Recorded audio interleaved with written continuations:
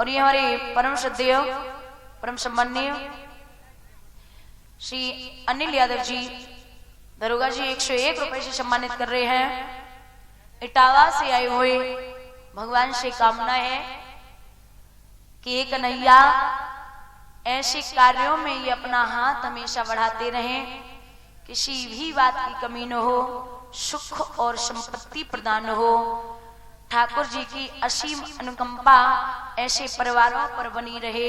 सभा में सम्मानित किया है, गोविंद इनका सम्मान कहीं भी किसी भी जगह कम ना करे, यही मेरी कृष्ण से कामना है। बोली वाले कृष्ण भगवान की। तो कहा है कि भगवान साक्षात बचाने के लिए गए, लेकिन यादवों ने उनका भी कहा नहीं माना और स्वयं भगवान को मारने के लिए दौड़े। गोपिकाओं को अर्जुन के साथ में भेजा और कहा है जाओ इन्हें विदर्भ देश में छोड़ के आओ। तो छोड़ने के लिए जब अर्जुन चले, याद रखना वही एकलव्य जो द्रोणाचार्य गुरु ने अंगूठा ले लिया था, उसने बीच रास्ते में गोपिकाओं को लुटवा दिया। अर्जुन के बाण ने भी काम नहीं किया। इधर बलदाऊ शेष नाग के रूप में क्षीर सागर में चले गए। जो वो कील थी, उस कील को महाराज जरा नाम के बहेलिया ने मछली को फाड़ा, उस कील को निकाल लिया। जब कील को निकाला, भगवान पिन्नारक क्षेत्र में बैठे हुए बंसी को मुख से लगाए। आज उस जरा नाम के बहेलिया ने देखा है पीपल के वृक्ष के तले भगवान बैठे, पैर का जो पद्म है वो चमक रहा था, दूर से दिखाई दे रहा था।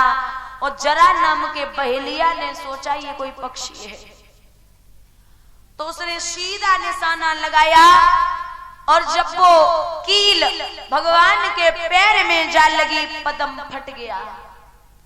वो बहेलिया एकदम से भागा, रोकर के कृष्ण से बोला है कि हे नाथ, हमसे बहुत बड़ा अपराध हो गया। भगवान बोले तू का पागल है गो? अरे तेरी कोई गलती नहीं है, और ये तो मेरी लीला रची रचाई है।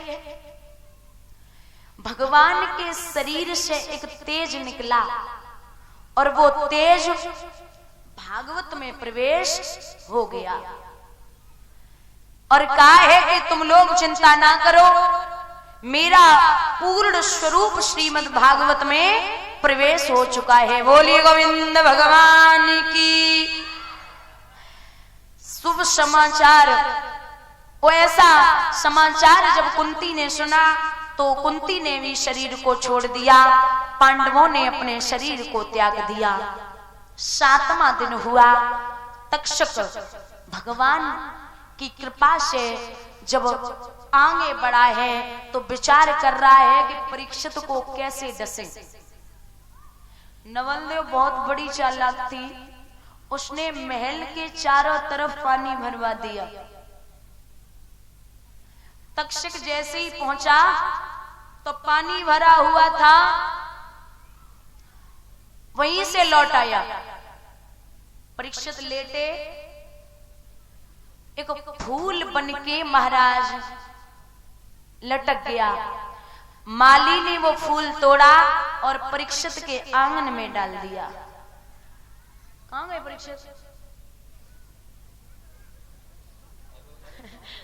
कितने चालाक हैं। आज जब 7वां दिन है तो गायब हो रही हो। एते आओ, एते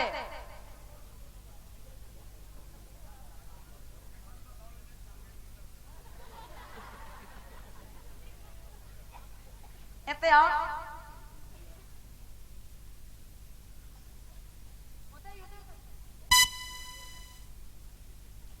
7वां दिन हुआ। जैसे ही फूल बन के लटके हैं महाराज, रात्रि में परीक्षित को प्यास लगी है। गंगा जी कहते हैं इते इते इते चकबंदी में तो नहीं आएगी, इते ही सही में। तो लियो गंगा जी की तरफ मुंह कर लियो, जैसे ही नाक से फूल लगाओ लगाओ, ठीक हो। देखो रो रही, देख लियो मुख, देख लियो उनको का भयो बैठो। अरे खाए राजा तारे, खाए राजा तारे, बाजी ना लेना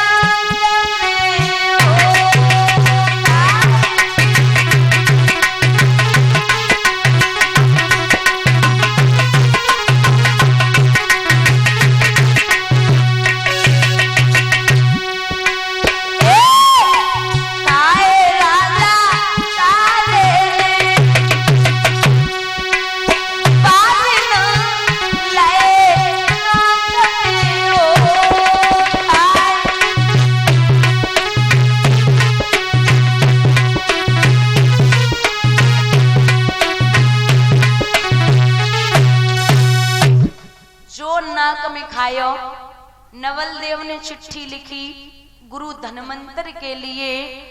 उधर से 1400 चेलन को लेके गुरु धनवंतर चले। तक्षक रास्ता में मिल गया और बोला है कि आप, हमने सुना है कि बहुत बड़े विद्वान ज्ञानी हैं, तो ऐसा करो हम तुम यही 2-4 बातें कर ले। धनवंतर जी बोले कर लो। तो एक वृक्ष पे फुसकार मारी है तक्षक ने, वृक्ष हरा भरा हो सूख गया और जैसे ही गुरु धनवंतर की नजर पड़ी वृक्ष हरा भरा हो गया। समझ गए तक्षक के हम तो डस के आए और जी अबे पहुंच रहे सो जीवित करके आ जाएंगे, क्योंकि गुरु धनवंतर की जहां तक नजर जाती थी वहां तक का जहर उतर जाता था। आगे सोटा बन के लेट गो, वो सोटा महाराज उठायो है। गुरु धनवंतर ने पीठ में खुजली मची तो खुजलान लगे, और जब खुजलान लगे हैं तक्षक ने पीठ में जब डस लियो तो 22 समय पे गुरुजी बोले अब ऐसो करो, हमें तक्षक ने डसो, हमें जमीन पे गाड़े दे और ढाक बजाओ, हम ठीक है जावेंगे। तो जैसे ही जमीन पे गाड़ो तक्षक आएंगे, बोले क्या कर रहे हो? गुरुजी को जमीन में गाड़े हो, निकालो। निकाल लियो। गुरुजी बोले ऐसो करो, हमें काट के और रांध के और खाए जाओ, जितनी विद्या हम में है सब तुम में पहुंचे। जैसे ही वो हड्डियां चढ़ाई हैं, नमक डाला, नमक चीखी पाओ, तब तक तो तक्षक आएंगे, बोले गुरुजी को मांस खाए रहे हो, सीधे नरक में जाओगे। तो वो नमक ही छीके पाओ, अगर बर्रैया खाए ले तो दियो, ऐसो वैसो कोई सांप खाए ले तो उतार दियो, बिच्छू खाए ले तो उतार दियो, लेकिन कहूं करिया ने खाए ले तो तरीवे वालो ना। सारी हड्डियां पहुंचा दी नदी में। बंगाल में पहुंची हैं तो बंगाल वालों ने वो मांस खाया, सारी विद्या बंगाल में पहुंच गई।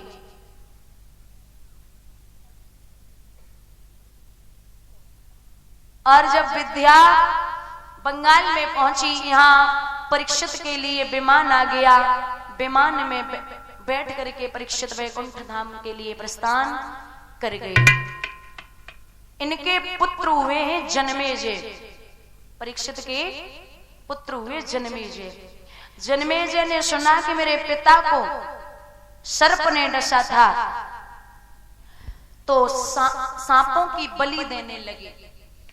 और जब सांपों की बलि देने लगे हैं तो आस्तिक मुनि ने आकर के रोका और कहा है ऐसा अनर्थ मत करो। भगवान की कृपा हुई, शौनकादिक ऋषियों को समझाने लगे हैं सूत जी कि यज्ञ को रोका गया है। सभी लोग और श्री सूत जी महाराज अपने स्थान के लिए भ्रमण करते हैं। बोलिए बाके बिहारी लाल की। आइए भागवत का अंतिम श्लोक सभी लोग हाथ जोड़ लेंगे और बोलेंगे। नाम संकीर्तनम यस्य सर्वदा पत्र नाशनम प्रणामो दुख सबनः तब नमामि हरितरम। नाम संकीर्तनम यस्य सर्वदा पत्र नाशनम प्रणामो दुख शबनः तम नमामि हरितरम। नाम संकीर्तनम यस्य सर्वदा पत्र नाशनम प्रणामो दुख शबनः तम नमामि हरितरम। श्रीमद् भागवत महापुराण की बोलिए, श्रीमद् भागवत महापुराण की, बजरंगबली महाराज की बोली, बाल कृष्ण भगवान की।